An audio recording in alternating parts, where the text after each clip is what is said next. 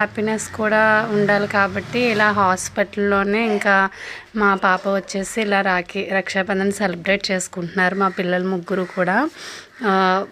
ఇంకా ఇద్దరికి ఒకే దగ్గర కట్టాలి అని చెప్పేసి మా పెద్ద బాబు కూడా హాస్పిటల్కి వచ్చేస్తే ఇంకా వీళ్ళు ముగ్గురు కూడా ఇక్కడే సెలబ్రేట్ చేసుకున్నారు. సో ఇది కూడా ఒక వీడియో పోస్ట్ చేస్తే బాగుంటుంది అనిపించింది. సో అందుకని వీడియో తీసి పోస్ట్ చేస్తున్నానండి.